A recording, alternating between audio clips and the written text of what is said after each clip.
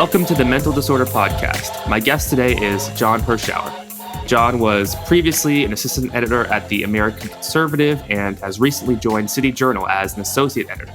He's also a Robert Novak Journalism Fellow at the Fund for American Studies.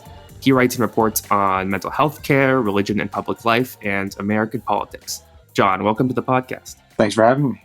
Your writing and reporting is very interesting, and it's different because, there's very few people who are sort of right of center by any means who are interested in mental health care. What got you interested in those topics? Because, it's just there's so few people who are actually interested on the right. The most direct explanation for it, I guess, is I grew up right down the road from a large state-operated institution for people with what's now called developmental disabilities, used to be called mental retardation.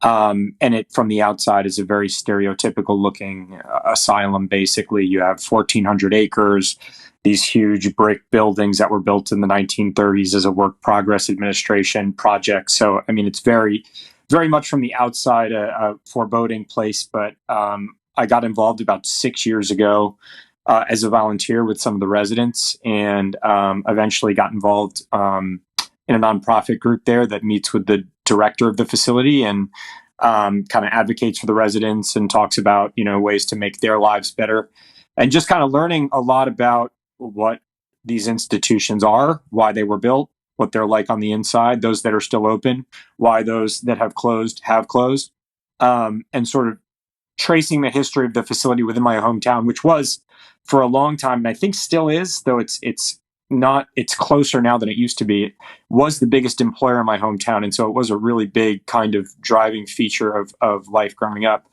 And so, just kind of learning the history of my town and of that place opened my eyes, I suppose, to this chapter of American history where we built all of these huge institutions across the United States in rural towns, kind of set away.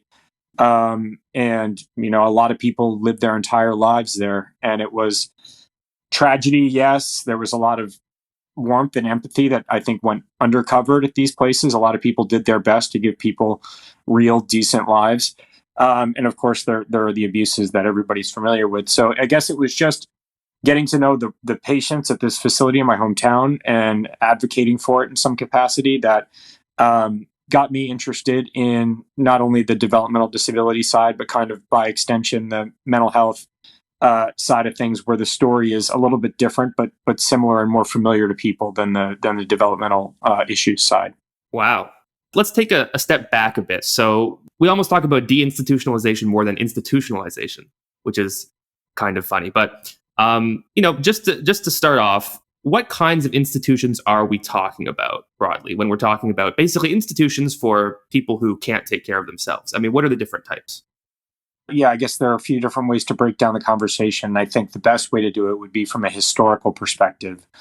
So in the middle of the 19th century, you had this Protestant reformer named Dorothea Dix, who went around the country state by state and visited the almshouses, which were kind of before the asylum system was built in the United States. If you had somebody who was mentally ill, particularly with a psychotic illness, you would place them at these almshouses, which were basically catch-all facilities for, you hate to use this term, but it was the term in vogue at the time, undesirable. So you had people with mental illness, people with developmental disorders, alcoholics, criminals of various kinds. You had the elderly, people who were demented. So it was a real ragtag group of people who were, for one reason or another, ill-equipped to either care for themselves, or their loved ones just couldn't put up with them anymore. And these facilities were, and again, I always hesitate because there's a sort of like Whiggish view to these things where we look back and think, oh, they were so awful. But they were real people who dedicated their lives to making these facilities as good as they could be. And I don't want to undermine their work by caricaturing what these places were. But when Dix went around the country and saw what the almshouses looked like, they were clearly inadequate. They weren't serving. They weren't improving people's lives. They were at best providing custodial care, kind of maintaining people's basic functions, and that was at their best. At their worst, they were all of the sort of terrible adjectives you could attribute to the later mental institutions you could attribute to the almshouses. So she went around the country, saw these almshouses, and also saw jails and prisons and houses of correction where people with these types of illnesses often were kept in what she described as dank dungeon-like conditions. And so she, being a very devout Christian, was moved by what she saw. And this is to me one of the great undercovered stories of reform in American history. She went from state legislature to state legislature, demanding that these states, which at the time, were variously explicitly Christian, or at least the legislators made a big show of being very Christian people. And she appealed to their religious consciences and said, look, like, you have an entire underclass of people who are being treated terribly by people who are variously deputized by the state and local governments to care for these unfortunates, as the phrase had it, and you're treating them terribly in these facilities. And so she went state by state, legislature by legislature, and demanded the creation of what would later be called state hospitals for the mentally ill, which at their inception were called asylums. There are all sorts of names for them, but asylum was the most common in the initial era. Psychopathic hospital, those types of things. Retreat even was a word that was used for some of the early facilities. And kind of one of the interesting developments, and I think a real testament to the long-lasting mark that Dix made on the landscape of mental health care, the original set of asylums, quote unquote, that were built at the inspiration of Dorothea Dix, in almost every state in which they were built, either still house a mental facility today or are on the grounds of a smaller inpatient unit that remains on the initial grounds where Dix clamored for these places to be built, which is kind of an interesting testament to her work. For example, she, in Trenton, New Jersey, there is a place called Trenton State Hospital that used to be called like the Trenton Home for the Insane. They built a mansion for Dorothea Dix on the grounds of the institution, and she ended up living out her final days there and dying there.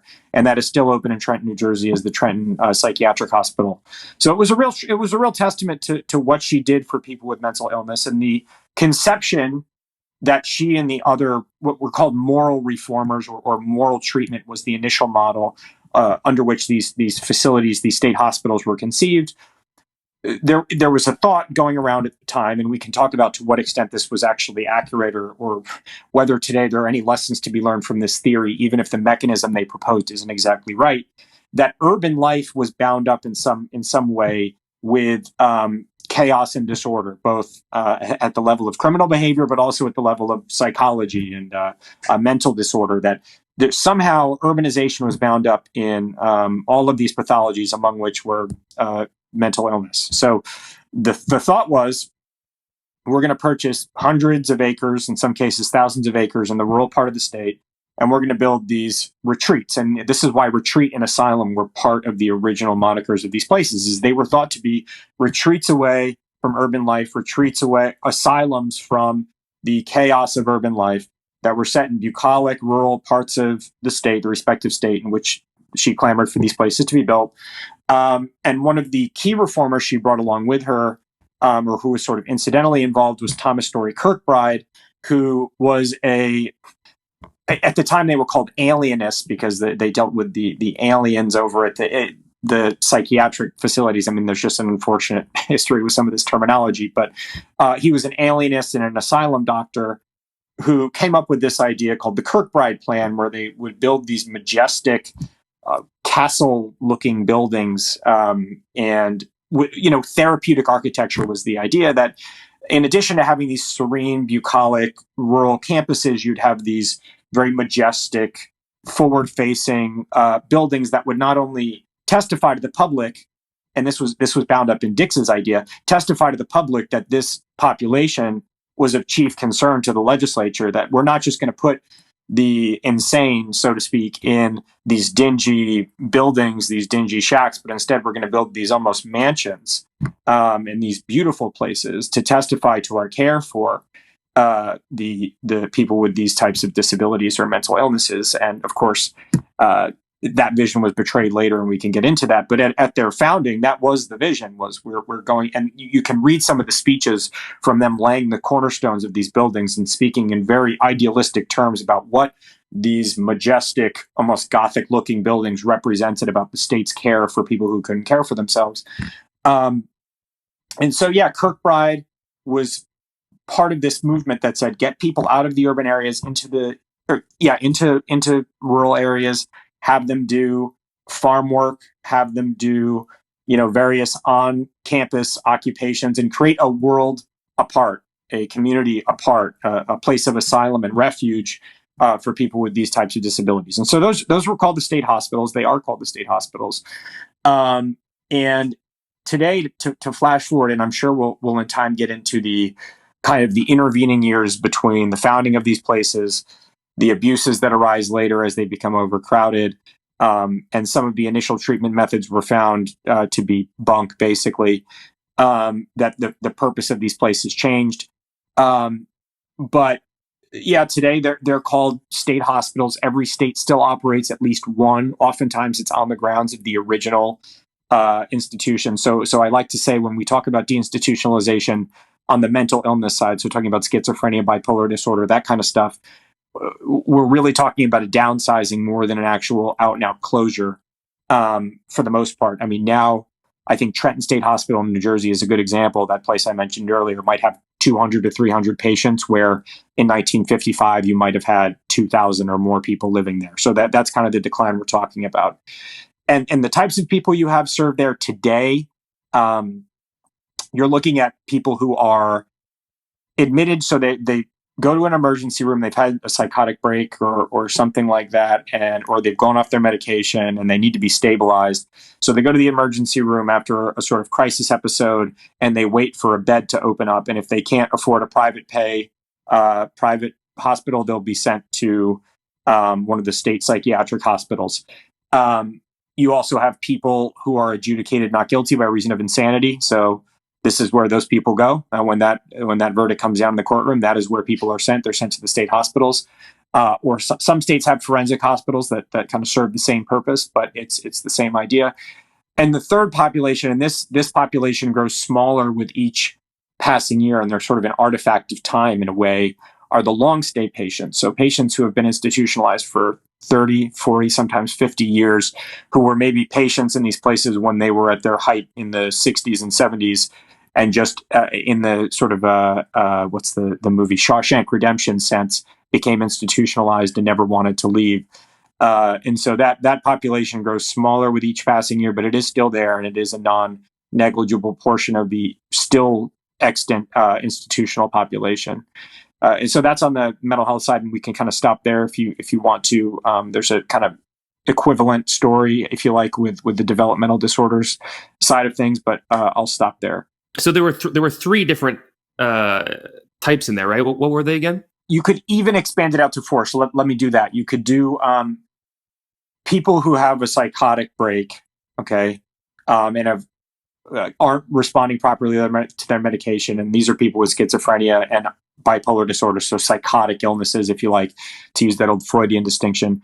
Then you have people who are acutely, so they've been admitted to an emergency room after a suicide attempt, and the doctors at the ER have determined that they're not safe to be released immediately, and so they're transferred, usually for a 72-hour hold. We're not talking about a 7-year hold like you used to get at the state hospitals. A 72-hour hold for somebody who's been admitted after a suicide attempt, just to stabilize them.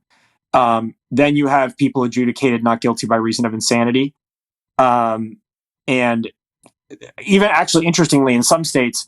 And this is usually a separate facility, and not every state does this, but they do have civil commitment facilities for sex offenders, actually, for people who have committed sex crimes, have served their sentence, but for one reason or another, the mental health personnel determine that they're still dangerous. They'll be, I think Minnesota has it on like an island somewhere. I mean, it's very kind of esoteric. It's out there, but some states do have that as an option. And then the fourth would be long stay patients. So people who have stayed at these facilities for, I think the definition, the working definition of long stay patient at these places is usually more than a year. But when I use the term, I'm talking about people who have been there for 5, 10, 15, 20, 30, 40 years or more. Okay, so this is state hospital. This is separate from people who might be intellectually disabled and that kind of thing, right? So where would they go? That history is one that, just kind of by the introduction I gave you, I'm a little bit more familiar with on a granular level.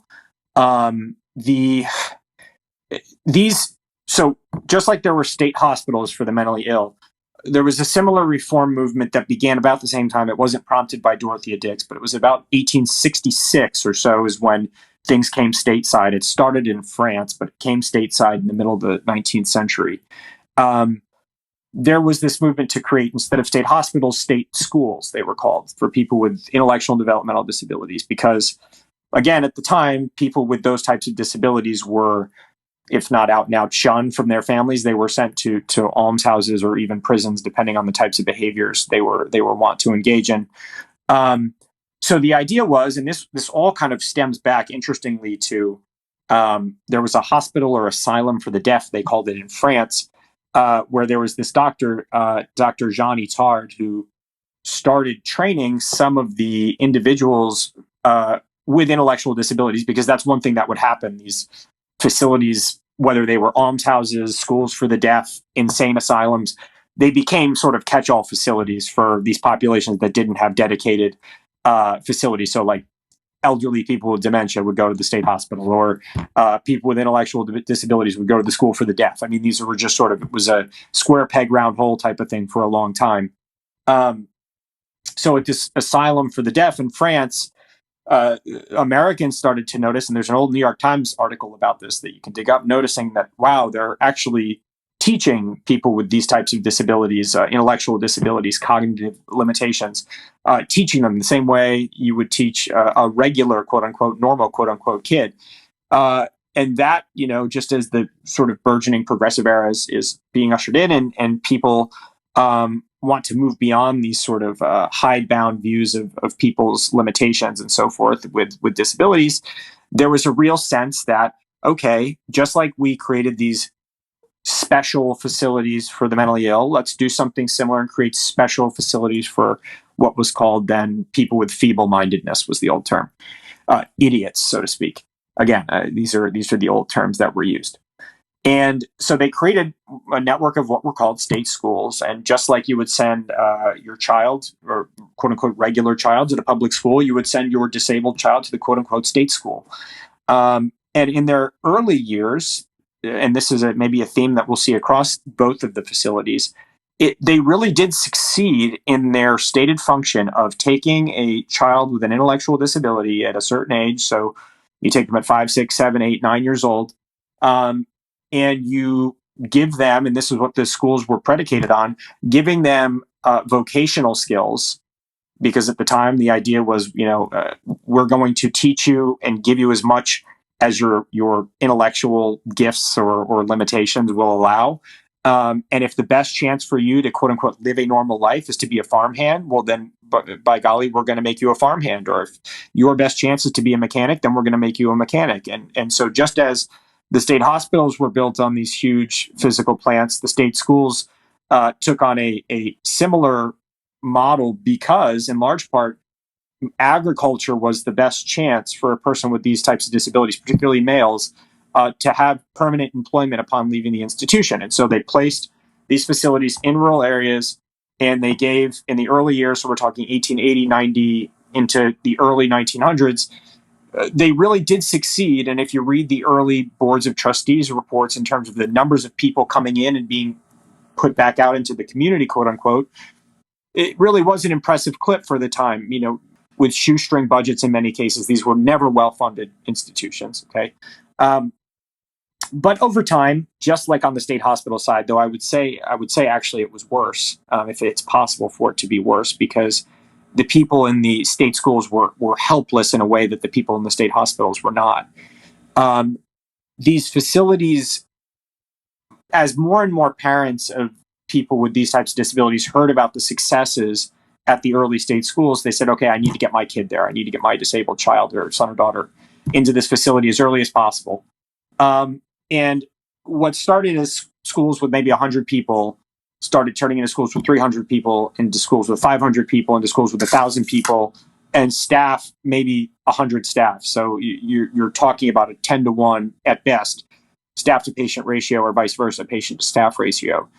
And the school moniker continued as sort of a euphemism, but they really were not schools by this point. In 1940s, 1950s, you started to see photos emerging and later video emerging from some of these facilities where children were kept in cribs just because, there was a sort of industrial management style of these places where it's like, make sure everybody is clean, that they've had a bowel movement, that they are fed, spoon-fed, one by one by one by one. I mean, this is, again, trying to be as sympathetic as possible as you can to staff who really presided over inhumane conditions. I mean, there's no two ways about it.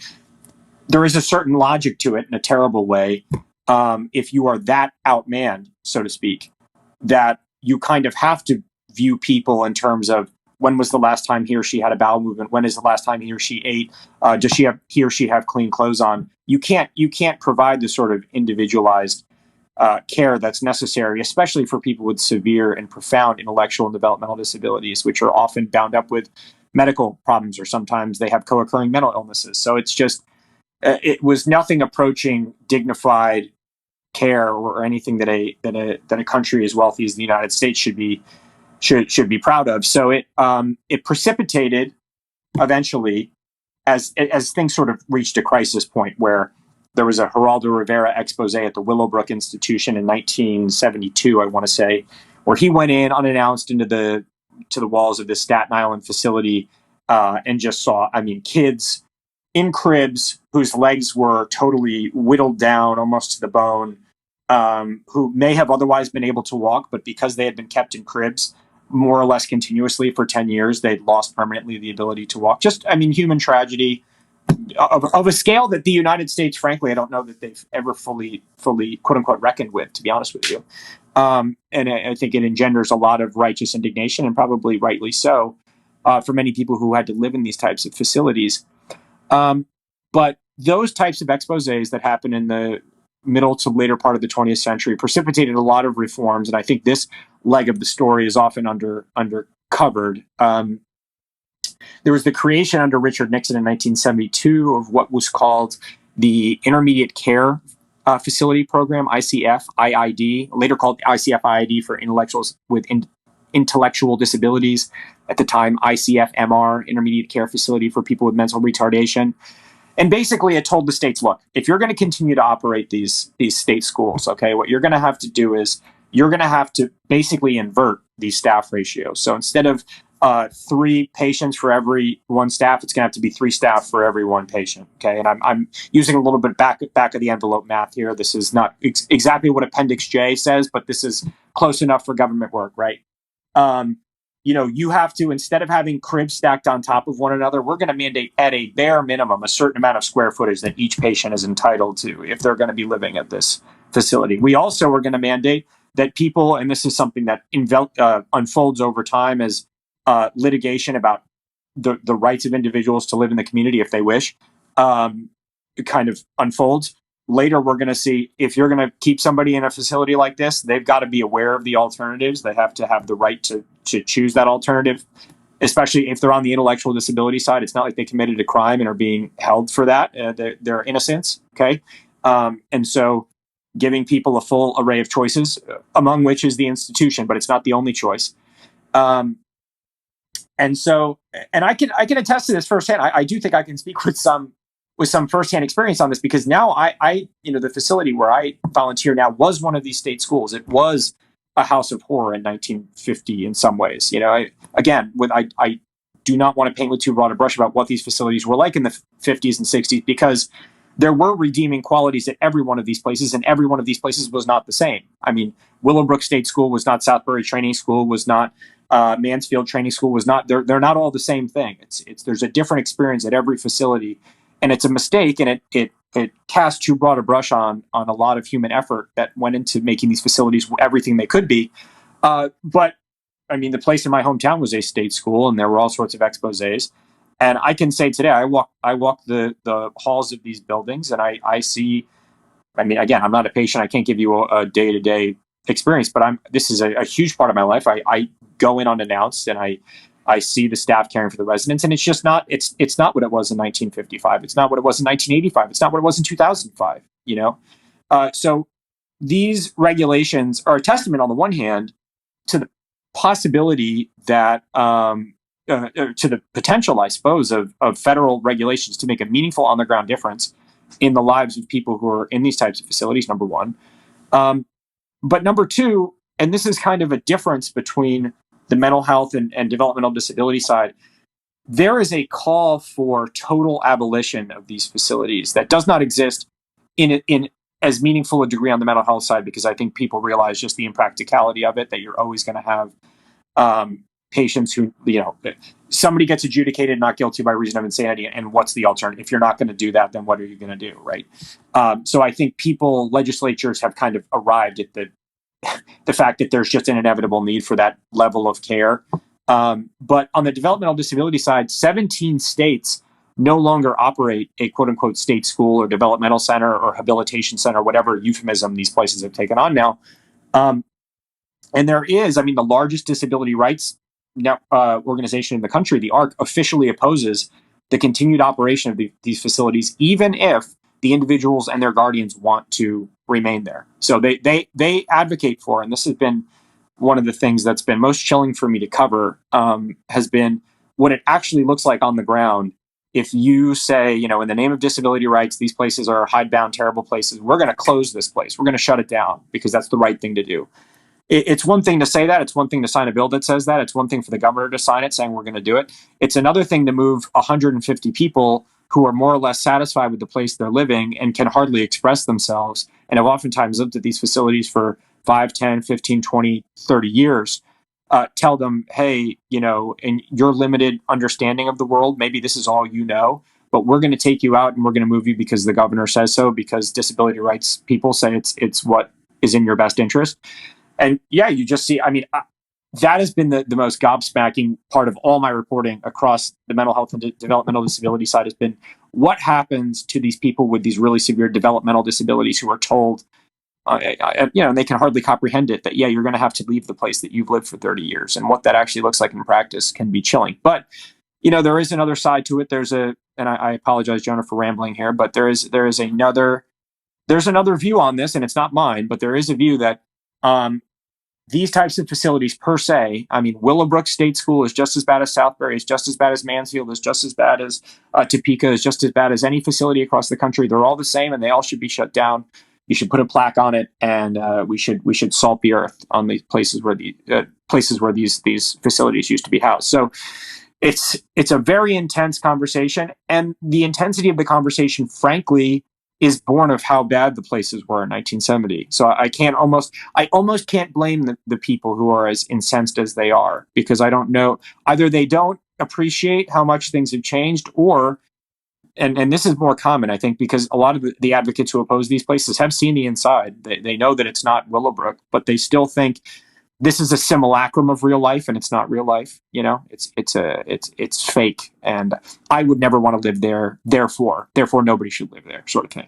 Right. Well, it's interesting because, yes, it is true. Right, in the 70s and a bit before that, if you were to look at these places, they would be horrific. When you were describing the Staten Island one, I immediately thought of like Romanian orphanages. Right, that sort of situation where children are just not cared for to the point where they cannot develop, right? Like they're in Romania, some of the orphanages, the children's like eyes were not well developed because they were just not looking at enough different stimuli to like develop the muscles. Like there's horrible things like that. You have to balance that with two things. First of all, is that before you had the overcrowding, essentially, you had a situation where people wanted to get their kids into those places so bad that many kids were being ushered in each year, which at least suggests, okay, initially, many parents thought it was a good idea, and it, to your point about high turnover rates, it clearly had a good effect in the beginning. Then it, I guess because it's a government-run institution and it's harder for them to, right? They're not making money off of this, right? And so it's harder for them to add more staff and expand at basically the rate they would have needed to, compared to a private institution. Then you just have these horrible overcrowding problems. You can't deal with it. But the institutions today, right, are thanks to regulation, also thanks to the work of activists and reformers and people like that, and also, to your continued point, to the people who work there who really are trying to make a difference. They're just not the same. They're much better, but for these, I guess you could almost call them philosophical reasons, political to some degree, but in some sense, it's deeper than that, right? Uh, you have disability activists or disability groups. I think the National Council on Disability, right, opposes these, who are saying that they want to not have any new institutions and they want to bring people from those places into community-based care. And well, before we talk about the sort of philosophy behind that, which I think is very interesting, let's talk a little bit about community-based care. So I'm very familiar with community-based care on the mental health side from reading a bit of the history, and essentially the idea being that there were people with all kinds of mental illnesses, and they basically said they'll be okay on medication and getting therapy in the community and that kind of thing, and so it's fine for them to live normal lives. Maybe they have somebody who checks in on them or something, but really it's just about them taking their medication. Now that was, I think, it is now widely considered to have been like a total disaster on many fronts, especially for people with the worst mental illnesses. Many of the homeless people, right, we still see in the streets who are older are often, basically products of that process. Now, what does community-based care, at least in theory, look like for people who have, say, an intellectual disability? Is this, I'm going back to live with mom and dad, and there's going to be a social worker who I talk to? I mean, so like, what is the promise here that is being made? So I would take a step back and say a few things. First, and we should also get into what community-based care on the mental illness side looked like, or what it was conceived as when John F. Kennedy signed the Community Mental Health Act. But on the developmental disability side, I would say, and I would even concede the argument, that deinstitutionalization and community-based care has been much more successful. I mean, it's almost impossible to compare the difference in success rate, if you like, between the downsizing and closure of institutions on the developmental disability side, intellectual disability side, compared to the mental health side, where I think it's been an abject disaster, and everyone left and sort of left and right broadly construed agrees. Now the left says, and again, I'm using the left very broadly here, and I'm kind of applying that frame to, I guess, mental health politics more than I am traditional left-right politics. The left wing will say basically that, well, the problem was we didn't fund the community-based alternatives well enough. That we just need like 50 more Stalins. It wasn't, one Stalin wasn't enough. We need 50 more, sort of thing. To use the Slate Star Codex analogy there, but you actually have an article where you talk about how people writing at the time, psychiatrists writing at the time, they did not think the problem was not enough funding. They thought the problem was that these treatments didn't work. And I mean, some of the treatment ideas were like insane. Like they thought that if you gave young people therapy, they wouldn't get schizophrenia. I mean, it's like it's also pie in the sky. But anyway, I mean, so continue with the disability side. No, it's a great point, and you could write books on what went wrong with the community mental health movement in the United States. But this idea that you bring up, the idea of prevention, which was so in vogue in the 1960s, where, in fact, what the real problem is with society. And if we can break down these social barriers that cause people to get mental illnesses, then we won't have mental illnesses, and we won't have the need for these big state hospitals, and we won't have the need for institutional care, and we can have this paradisiacal world where everyone lives in the community and no one ever, for any reason, needs involuntary treatment. And and how do we do that? We do that by improving social conditions. And how do we improve social conditions? We mobilize. And so a lot of the community mental health centers that were funded as a result of the 1962 Community Mental Health Act explicitly dedicated themselves to social activism. Like said, this is part of our mission. We're going to go to the picket line with the labor unions, or we are going to support this or that ballot referendum on the local level to improve the lives of people in cities. And maybe those things were good. I don't know. I mean, on the particular level, it doesn't much matter to me whether this or that strike was worth supporting. But these organizations so internalized this idea that you could prevent mental illness that they let people with like schizophrenia who are discharged from the state hospital languish on the street as they were down the road, and this is only a very slight exaggeration, as they were down the road with the auto workers picketing for higher wages. So I mean, there was such a mismatch between the actual needs of people and the sort of abstract theory of like, well, how are we going to mechanically shut down the state hospitals? Well, we're going to prevent mental illness so that there are no more mental patients. It's still the same today, and I think it's always been the same. I mean, there's a whole discussion about the politicization of science, and I think it's a very important discussion. But I don't like when people say like, oh, well, up until 2015, all the psychiatrists and psychologists were all totally apolitical, but suddenly now they're being woke. I'm like, no, they've all pretty much always been really involved in politics, activism. They've always basically played this role. No, you're right, and the biggest problem with psychiatrists, I think. And it's also bound to, and this is a longer conversation. I don't want to derail from the point you asked, because I do want to get to the developmental disabilities and what community-based care looks like. But I just will, to put a bow on this, it's just the nature of psychiatry. I think that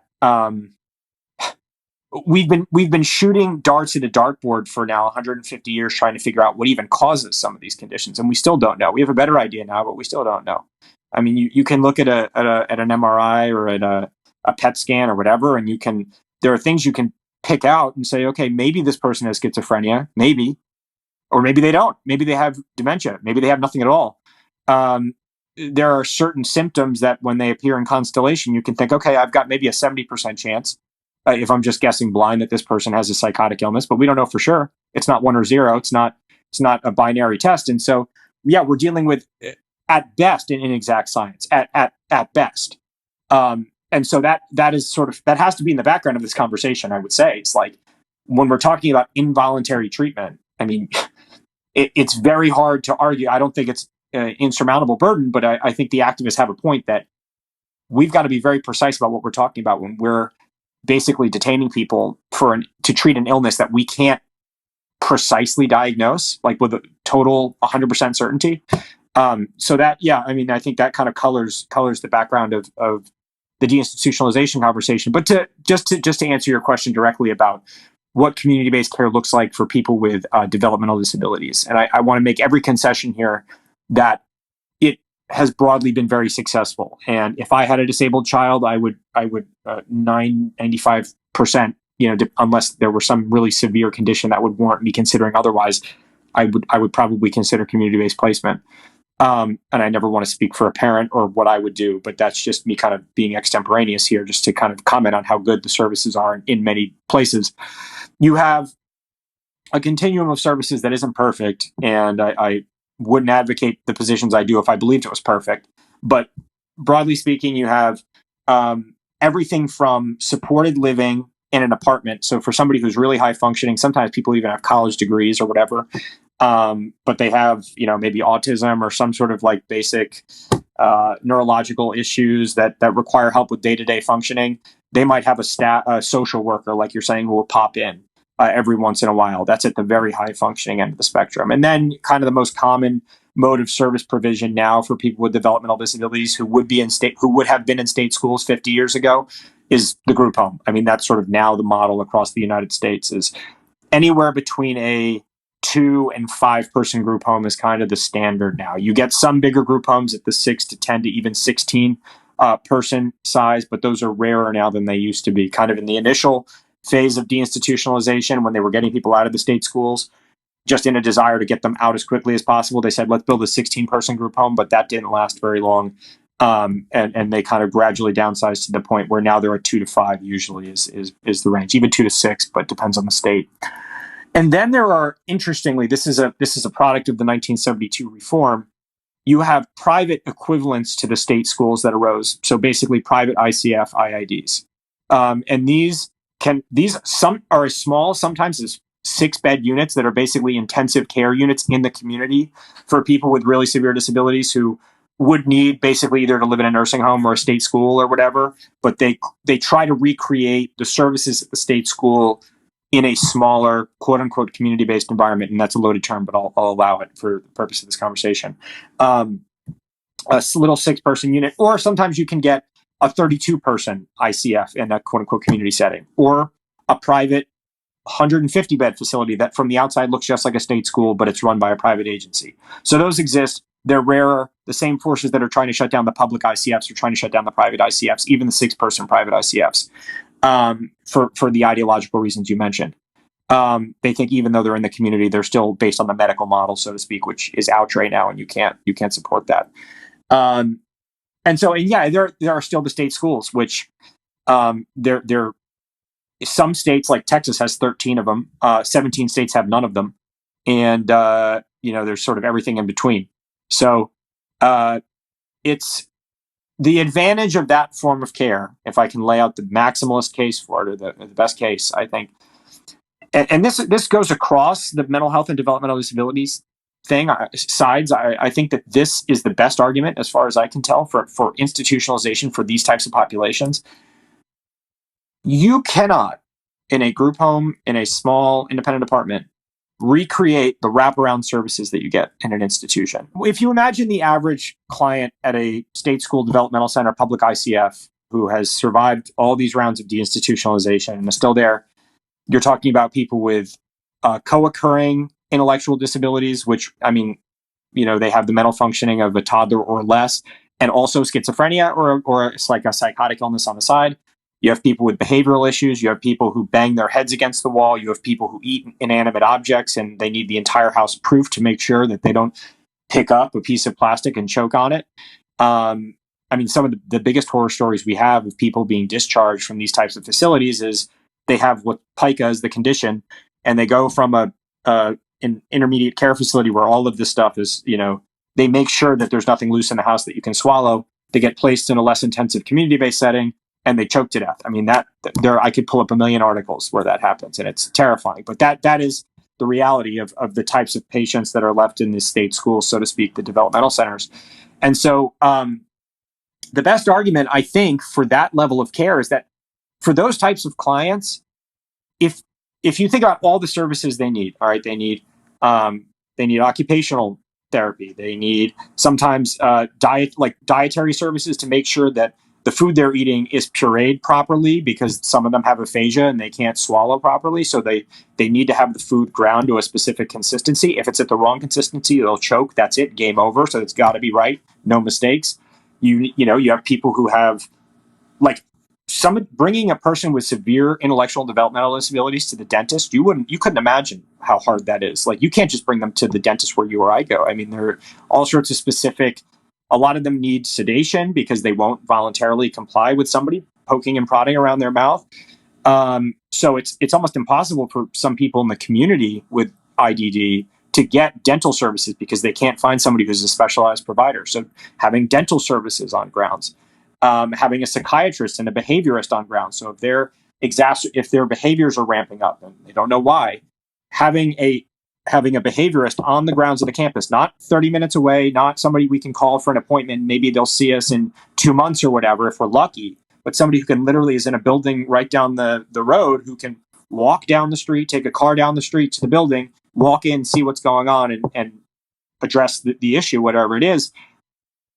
Even if in the ideal world of activists who say, well, you can just take all of these services that are available at the institution, where you have people literally on the campus 24 hours a day providing these various wraparound full spectrum services, to the idealists who say, okay, well, we can just do that in a 6-person group home.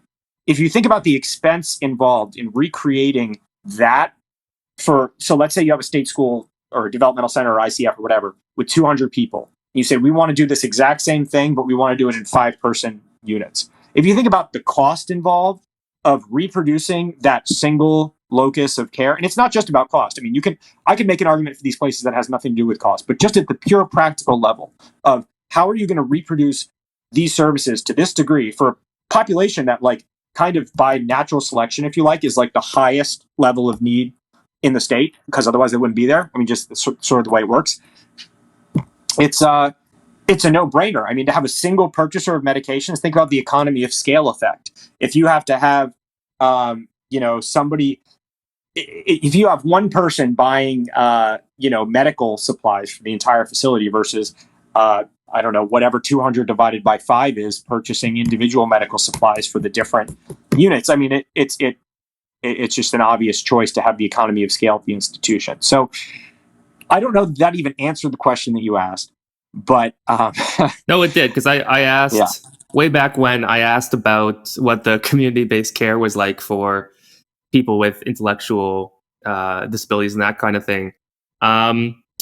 Yeah, I mean, and I think, it's also one aspect of that wraparound service in a sense is just having a lot of people around, right? There's people may have a hard time imagining, but so imagine if you had, for example, a son who was 6'3", a really big guy, but who was intellectually disabled. And in the same way, if a toddler might get angry and start punching things, your 6'3" son is going to do that if you I don't know, don't give him candy or something after lunch. And there's many people like that who have sort of been put in the community when previously they would have been in a facility or something like that. And there's just not enough people to deal with that kind of person, because to stop somebody like that from being violent towards you or housemates or whoever, like people like that might take 3 to 4 men to restrain. Like it's not so simple. Okay, well, I think we have a sense of what the transition has been like, what community-based living is like, and why one, in many cases, would prefer it, but why for people with the worst conditions, it's not ideal, it's not cost-effective. So let's talk a bit about sort of the philosophy, the ideas underlying the activism to try and get people out. Now, it's one thing, I think, when activism is driven by, past historic injustices and that sort of thing, like has occurred in this situation in the past. But a lot of that is no longer the case. Many of these institutions are much, much, much better than they used to be. And so even though that past, injustice might haunt the current institutions, I don't think it should discount them.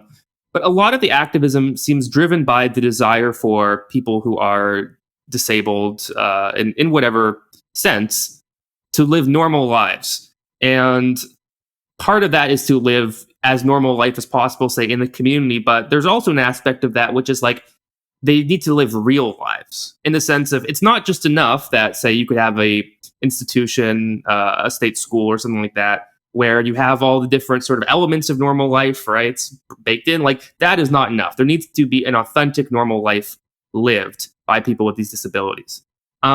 So, I mean, do you think that's sort of a fair characterization of their stance? Very much so. And there's a conversation that I read when I kind of, doing some reporting that really stood out to me as crystallizing this entire debate. And it really falls just along the lines you laid out. In California in the 90s, they were debating closing their facilities for people with disabilities and how quickly they should do it, whether they should be closed at all.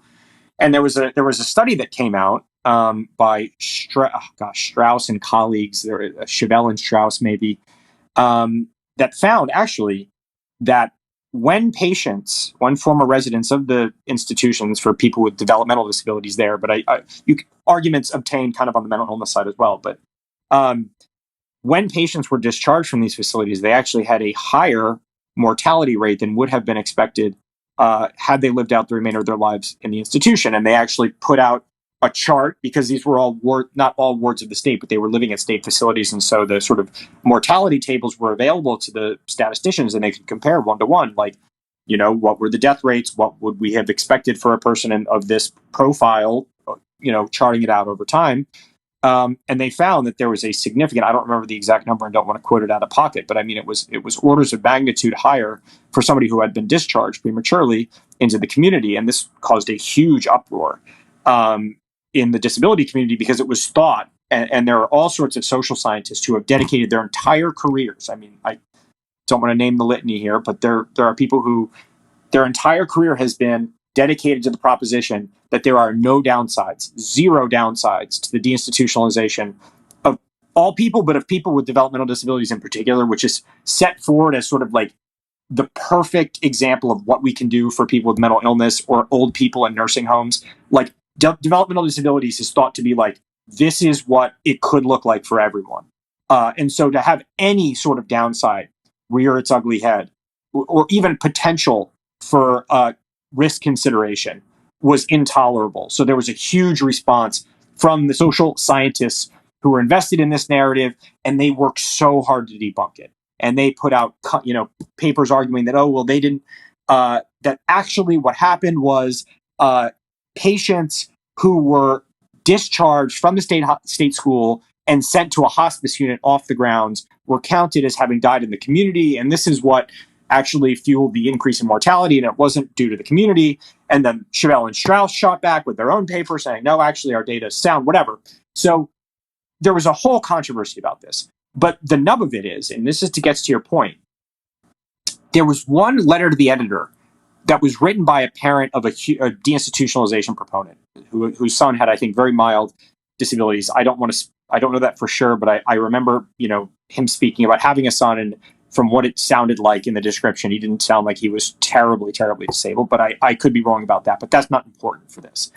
He said, it doesn't surprise me, and he was commenting on the mortality difference between people in the institutions and people in society. And he said, it doesn't surprise me that people who live in a bubble-wrapped world die at lower rates than do people out in the real world. And this was supposed to be an argument for community living. So there's this idea of the dignity of risk, that you and me having the ability to get in a car, drive where we want to go, get from point A to point B, entails a certain amount of risk. We could get hit by a truck. We could get hit by lightning. Something could happen and we could die. And we still make that choice anyway because we're free, autonomous agents who think the upside of me getting from point A to point B and getting to wherever point B is worth whatever risk is bound up in me taking that journey. And so disability rights advocates said, this logic applies to people with disabilities. We should not be kept, even if they're perfect. See, this gets to your point. Even if the institutions are great, even if the institutions are as well funded as they possibly can be, even if they have the staffing ratios, even if they have the wraparound services that I described, even if they're the perfect institution, they deprive people of the dignity of risk, the ability to make independent decisions for themselves, to have the freedom to make mistakes, to have the ability to burn their hand on the stove and learn, I shouldn't burn my hand on the stove because I burned it myself rather than somebody telling me. And that's kind of a caustic example, but it's one they might use. The idea that you have the freedom to learn from your mistakes, and that freedom should apply to everyone. I think that's kind of the Steelman case for close these places down. Even if they're like these perfect, pristine institutions, it doesn't matter. It could be Willowbrook. It could have half of the U.S. Treasury devoted to funding it. It doesn't matter, right? Shut them down because they're simulacra of real life. They're not real life, and real life is what we're after. But if you are the parent of an adult child now, who can't speak, who has no functional independence, who relies on other people for everything, for every single aspect of their day-to-day functioning, who I've seen patients in reporting who they have to be propped up at a certain angle so that their feeding tube doesn't dislodge and send food into their lungs and cause them to choke. People who need to be monitored around the clock. Should their children have to be the guinea pigs for this dignity of risk? Should their children have to assume the dignity of risk just because certain activists have a higher risk tolerance and say that everyone should have the same risk tolerance that they do?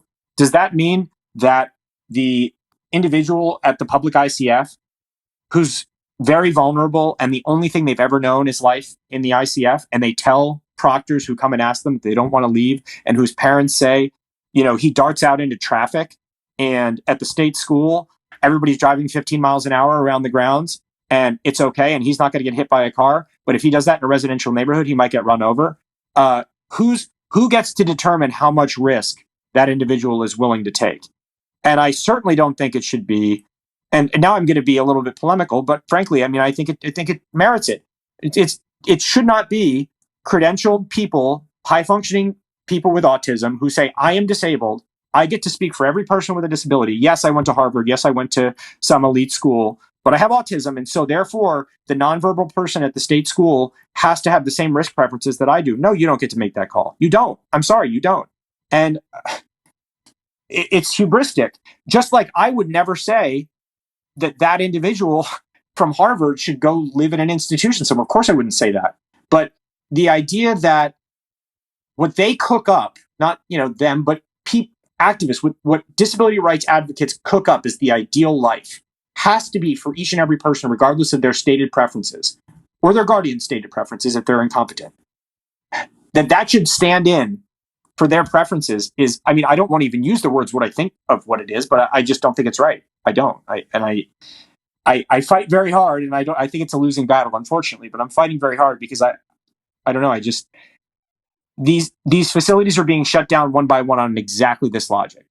And it's compelling to legislators who see the person with Down syndrome who comes to the Capitol and says, I have a hot dog stand, and I make X number of dollars an hour, and I am so happy, and I would never want to be in an institution. And what is the facility in my hometown to do? Are we going to wheel somebody who can't talk down to the state capitol and ask them to talk about what it's like to live in an institution? Are we going to bring the person who is a danger to himself or others into the state capitol to testify? I mean, come on. It's an unfair fight. And so, it involves necessarily, I don't live there. I wouldn't want to live there. And this is, I get this criticism all the time. It's like, well, you defend these places, but why don't you go and live there? And, it makes you think. It's like, it's a challenging thought. It's like, okay, like how committed am I to this? But I also think that like the fact of a person's disability and the needs that they have makes a difference. It does. I'm not on a feeding tube, thank God. But if I was and I needed that kind of care, maybe my preferences would be different than they are, Or if I was totally incompetent, maybe my risk preferences would be different than they are now. Yeah, I can't say. Would I, in my state right now, want to go live in a state school? Probably not. Probably not, being honest. But I don't think that precludes the possibility of someone with a different set of needs, wants, desires. Like, this is the example, I think, the sine qua non. There's an individual in Pennsylvania that I reported about, and maybe if you've read my work on this, you may have read this profile, where he was living in a group home in the community, and he's exactly the person you described, 6'3", severely autistic. And because he was so dangerous to himself and other people, his life in a group home, it was just him and 4 staff members. Okay. So that was community integration for this man, was him living by himself with a bunch of staff members to try to restrain him when things went haywire. And whenever he would have an outburst, his neighbors would call the cops on him, which prompted all sorts of uncomfortable interactions. Or he would get kicked out of the public swimming pool when he would go and try to swim when he would have an outburst because he was dangerous. I mean, a 6'3" man having an outburst is a very dangerous thing for other people, for children in pools. You can't have that. So when he goes to the institution, which he eventually does, the state school in Pennsylvania, which has since been closed, which is travesty, but it has. When he goes there, he has a pool. He has basically freedom to roam the grounds within reason. He's not confined to a group home where he has to be monitored all the time. Of course, there's monitoring, but he has a lot more freedom than he otherwise would have had. And he's not getting the cops called on him if he has an outburst. It is, in a sense, more freedom than he ever would have had he been in a less restrictive setting. I mean, this is the paradox of it, where if that were my situation, I might well prefer the state school. If the alternative is you can't go anywhere, you're living by yourself, but we have this place where you might even have a built-in network of friends who are similarly situated to you, who have similar challenges and have had similar experiences to you, and you have the freedom to like roam the grounds and like make it your own. I don't think that criticism from disability rights advocates, which I take in stride because I think it's a reasonable question to ask, I don't think it's a I don't think that a person necessarily has to say, I would, in the state I'm in right now today, volunteer to live the rest of my life in a place like this, when I think people's needs are different, people's preferences are different. And I don't think it's an inconquerable objection, I would say. It speaks to a major philosophical difference. And I think this is the, people always argue, like, is left and right real? I always say, yes, it's based on this. It's based on, like, do you think everybody is the same, or do you acknowledge that people are actually different? Like, can some people be better and worse? Can some people be more or less competent? Can some people be even more or less disabled? Like within a cat, right? And if you accept that, which I think is just reality, if you look outside, if you talk to people, you notice like that's reality, then you should want to have a variety of everything, a variety of options, a variety of places for people, because we are a variety. We're all so different. And with the left, you get this very, I don't want this to be a bragging on the left podcast, but you get this superficial care for an acknowledgement of diversity based on sort of, demographics, basically. But we're so much more diverse than that, like in actuality. And I think if institutions can't deal with that. That's not good. I mean, a problem with the former situation is perhaps the too many people of different abilities were in these institutions, right? And that was not good either, because that's a one size fits all approach. You have people who, right, like this autistic, lawyer or whoever who maybe is able to go to Harvard, who in previous century would have been confined to the same institution as a 6'3", guy with the mind of a 3-year-old. I mean, that's also unjust. But in the same way, it would be unjust to take that 6'3" guy and put him in Harvard, right? But for some reason, we don't seem to have these conversations. And you're obviously very well versed in the history of this. One thing you notice, right, the history is the language changes all the time, right? You have the euphemism treadmill, so you go from I think, what is it? Idiot to moron to retard to intellectually disability, and it'll continue. They always add more and more words because it's harder to turn it into a slur, right? Yeah. Yeah, and these things will just continue forever. I mean, because people think that the words determine the thought, and it's like, no, it's like the thing determines the thought. We just use the word to describe it, and but it's the same thing for this history. I mean, if you look at the state schools, right? Initially, those were seen as an improvement, and now it's like, this is like the worst thing in the world. It's terrible. And I think this is part of the problem with the sort of really, I don't know, Whiggish, Hegelian, whatever you want to call it, view that like we're all just on a neat slope upwards towards perfect equality. And it's like, it's not that we can never make progress. I think we have, made progress, but we can also degress, and treating everybody more and more and more the same in ways that we are more the same, is good. Treating everyone more and more the same in ways we are not the same is bad. And so, to me, it really just comes down to that philosophical difference. The other thing I want to say about it is I think it's a big problem, and this is true in other fields of medicine and mental health, especially with representation, right? So we talk a lot about representation nowadays. I think a criticism that sometimes people say in the mental health world, or even in the racial minority world, I mean, all these different kinds of people say, well, the person who's advocating for my group doesn't really represent me.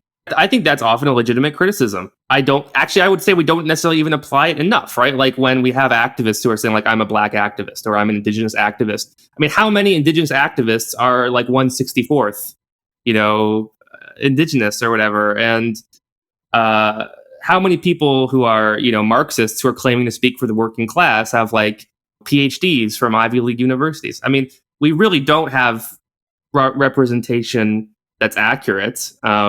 In any sense. But I think in these kinds of debates, it's a problem because, you can have somebody who has the mildest case of schizophrenia who is now the representative for mental illness as a whole, right? I'm not saying there's like a solution to these representation problems, but I really think when people are making political decisions, like we have to teach them, don't be swayed by this stuff, right?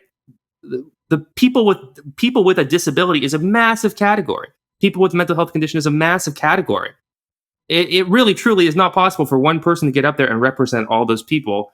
And yet, people do this all the time, and it seems to work. Yeah, it does. And it is hard. Especially, I have less time and sympathy for the types of professional advocates that we've described a little bit. Some of them, I know that I want to extend the presumption of good faith to everybody in these debates, especially because on the issues of like developmental disabilities, mental health issues, it's a very, it's an under-considered both are under-considered populations, and they could stand more attention, even bad attention, frankly. So I'm willing. I think it's a principle of good debate to extend to them the presumption of good intentions. But I have a lot more time for the types of people, whether they were mental patients at the state hospitals in 1965, 1975, or they were former patients or residents of the state schools, who get up at these hearings and say, I lived here. These places took away 20 years of my life. I'll never get those years back. They were exactly in the category you described, people who should have never been there and had their truly their liberties taken from them by the state. And that builds up a lot of righteous indignation that I'm in no position, you're in no position, nobody's in any position to say you shouldn't feel that way. And so, you know, on that level, I don't want to put myself in their shoes and say, well, okay, they should just accept that the facilities are not now what they were then, and they should stop speaking about what they experienced and maybe even put forward their view. But there is a presumption, even among people in those categories, I hate to say, that their experience, number one, is the same as everybody's experience there. And just because, and this is not, this is not me speaking to those people directly, but it's just making a general observation about political debate in general, and to whatever extent it applies to these individuals, make the application. But just because you went through something bad, as terrible as that is, and as much as I will never live that, and I can't ever fully society, everyone can never fully compensate you for the wrong that was done to you ever. And I'm not society, whoever is not minimizing the wrong that was done to you. Sometimes that can create a distorted lens. I mean, everybody knows it in their own lives. When you were hurt in some way by somebody, something, that doesn't always create, but it can create distorted perceptions. And it's something to be aware of. Because in this institutionalization debate, I just went and covered a few facilities in Washington State.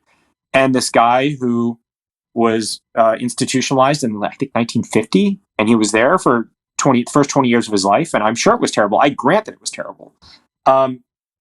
He says, I'm going to come back. And he's like, pretty high functioning, whatever. He says, I'm going to come back to the Capitol every year until these places are closed. Then I'll be happy. And he said it, a little bit less fluently than that, but that was basically the upshot of it, is then I'll be happy. Those were his exact words. Then I'll be happy. But, and this is kind of crass, but we have to ask, like, why should your being happy about, like, these are real abuses that happen to you. I'm not discounting it for a second. I don't want to be interpreted as discounting it, because I would not, if somebody did to my child one day what happened to these kids, I don't want to even think what I would do. You know what I mean? So I'm not, but thinking logically and taking off the emotional blinders for a moment, why should, on account of what happened 20 years ago, should 500 people who have voluntarily chosen to live at an institution in Washington State, why should they lose their home? And why should your being happy or unhappy with that decision have anything at all to do with it? It shouldn't. You're not a stakeholder in that anymore. Frankly, you're not. I'm sorry. Like, the truth is, and this is a very hard pill to swallow for me, for everyone, but like, at the end of the day, nothing can fully redress bad things that happened in the past. Okay, you can't. You can pay, like we did to the Japanese after the internment, you can pay a token bit of reparation. And maybe that does something to quell the dis-ease. I think we did that even for some, at least I know some private institutions that perform lobotomies eventually made payouts. So, that sort of stuff happens. And I'm not opposed to it at all, because justice matters. But at sort of the meta level, will shutting down these state schools really erase what happened to you? Because at this level, like, a lot of the people involved admit that it's symbolic. They'll, even when you really get down to brass tacks, they'll say, well, it's just like, it's important about what it signifies that these places are still open. It's important that the fact that these places are still open means that we don't fully include members of disability, people with disabilities as members of our society. What does that even mean? Like, a symbol, like, they resort to these abstractions where it's like, we have the very practical problem of a person who is 6'3", can hardly speak, is violent to himself, does harm to himself, and oftentimes hurts other people, to whom something must be done. Something must be done to and for that person. Now, we can debate what the best solution for that person is, but these abstractions about, like, are people with disabilities fully included if a state school still exists, is missing it. You're missing it. And and that debate is not going to solve for you the very real problem of the terrible things that did or did not happen to you in the past. And it's very easy for me to say, I grant that. I am in no position to tell anybody how they should or should not feel about terrible things that happen to them in these facilities. And I don't want to be misunderstood as saying that they should just get over it, because they should. I would be angry too.